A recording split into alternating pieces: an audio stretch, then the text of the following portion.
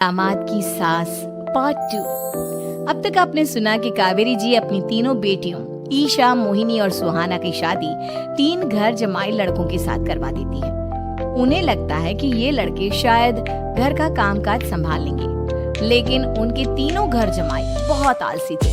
वो नौकरी भी नहीं करते थे और बाहर का काम भी नहीं। कावेरी जी ने अपनी बेटियों से कहा कि वो प्रेगनेंसी का बहाना बनाकर अपने पतियों को सबक सिखाए। अब सुनिए आगे। मम्मी, आपने जैसा कहा था हमने वैसा ही किया, लेकिन देखिए ना, विवेक का हाल तो वैसा का वैसा ही है। घर में ना सुबह का नाश्ता बनता है और ना खाना। नौकरी पर जाने की बात करूं तो खाने को दौड़ते हैं मुझे। हाँ मम्मी, मैंने भी सुमित को कितनी बार कहा कि अगर नौकरी नहीं करनी तो कोई छोटी सी दुकान ही खोल लो, घर का खर्चा कैसे चलेगा। देखो दोपहर के 12 बजने आए और जनाब अभी तक सो रहे हैं। हाँ मम्मी, ईशा और सुहाना ठीक कहती हैं। अविनाश का भी यही हाल है। जब मैंने अपनी प्रेगनेंसी के बारे में कहा तो मुझसे कहने लगा, अरे दूसरी लड़कियां तो 9-9 महीने तक नौकरी करती है, बस डिलीवरी के टाइम छुट्टी लेती है। मोहिनी, तुम भी नौकरी करो। अब मुझे कहाँ नौकरी मिलेगी। मम्मी बताओ अब मैं क्या करूँ।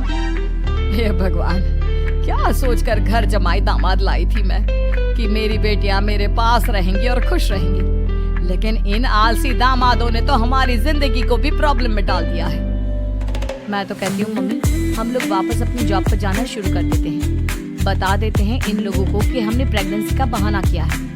नहीं नहीं बेटा, ऐसी गलती भी मत करना। अगर तुमने ऐसा किया तो इन तीनों की आदत और खराब हो जाएगी। अरे आज नहीं तो कल कभी तो तुम प्रेग्नेंट होगी, तब वापस यही प्रॉब्लम आएगी। तब क्या करोगी तुम तीनों? हाँ मम्मी, आपकी बात तो बिल्कुल सही है। इन लोगों को तो सुधारना ही पड़ेगा। लेकिन कैसे? अपने बच्चों के आने की खबर सुनकर भी इन लोगों पर कोई असर नहीं हो रहा। पैसे कमाने के लिए घर से बाहर निकलना ही नहीं चाहते ये तीनों। अब मेरे दिमाग में एक प्लान आया है। तुम तीनों चिंता मत करो, उन तीनों को बुलाओ, फिर मैं बात करती हूँ। थोड़ी देर बाद कावेरी जी अपने तीनों दामादों को सामने बुलाकर अपनी बात कहना शुरू करती हैं। अविनाश, सुमित और विवेक, देखो बेटा, मैं ना तुम तीनों से बड़ा प्यार करती हूँ, इसीलिए तो तुम्हें घर जमाई बना कर रखा है मैंने। अरे मम्मी जी, सीधे सीधे कहिए ना, क्या बात है। प्यार तो हम भी आपको बहुत करते हैं। अरे मम्मी जी, आपकी इज्जत भी बहुत करते हैं। अरे भैया, आपके जैसी सास और कमाने वाली बीवी सबको मिलती है क्या? हाँ मम्मी, विवेक और सुमित ठीक कह रहे। आपकी बेटी से शादी करके मेरी तो जिंदगी ही अच्छी हो गई है। जानती हूँ मैं, और ये भी जानती हूँ कि तुम तीनों अपने अपनी बीवियों से बहुत प्यार करते हो। बेटा, बात ऐसी है कि हमारे कुल गुरु ने कहा है कि प्रेग्नेंट होने के बाद मेरी तीनों बेटियां शुरू के 4 महीने हमारे गांव में जाकर रहेगी, जहां मेरे चाचा जी रहते हैं। अरे लेकिन क्यों मम्मी, गांव में जाकर रहने की क्या जरूरत है इन तीनों को? वो क्या है ना बेटा, हमारे परिवार को एक श्राप है। अगर मेरी बेटियों ने यहाँ पर बच्चा पैदा करने की कोशिश की तो उनके बच्चों को कुछ भी हो सकता है। इसलिए अब से लेकर 4 महीने पूरे होने तक इन्हें गांव वाले घर में रहना पड़ेगा। हाँ तो इसमें प्रॉब्लम क्या है मम्मी जी? हम भी वहाँ जाकर रहेंगे, पिकनिक मनाएंगे। अरे भाई, बीवी जहाँ हम भी वहाँ। हाँ यार, आइडिया तो बहुत अच्छा है।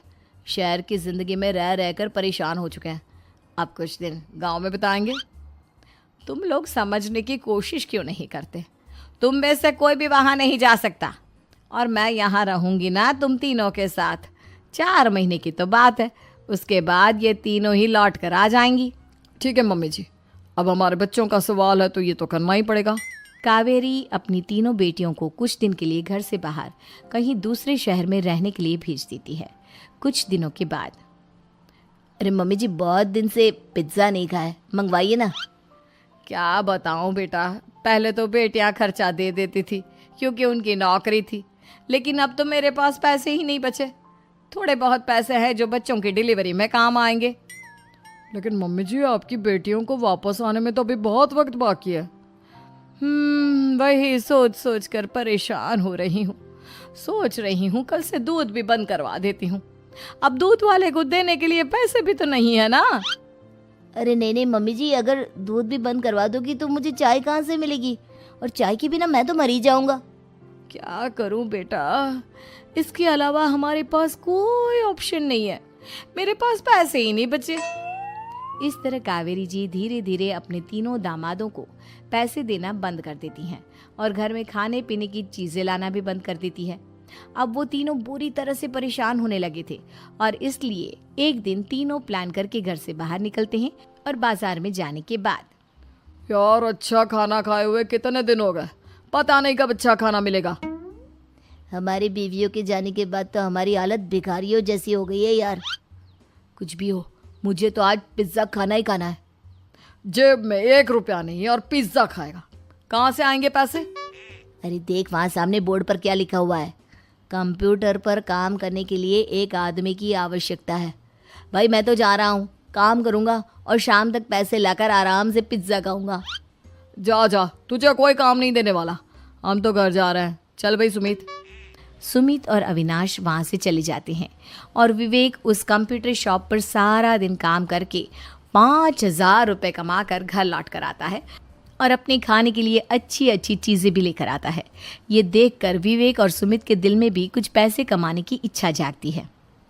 अरे सुबह सुबह कहाँ चल दिए तुम? मम्मी जी एक बहुत अच्छी जगह मिली है, कंप्यूटर पर काम करने के 5,000 मिले थे कल मुझे। अगर रोज काम करूंगा तो पूरे 40,000 की तनख्वाह। अरे वाह, ये तो बहुत अच्छी बात है दामाद जी, आपको जाना ही चाहिए। सुमित और अविनाश विवेक को इस तरह तरक्की करते देखकर परेशान हो जाते हैं और वो दोनों भी काम की तलाश में निकल पड़ते हैं। धीरे धीरे उन दोनों को भी काम मिल जाता है। अब कावेरी के तीनों दामाद छोटी मोटी नौकरी करके अच्छा पैसा कमाने लगे थे।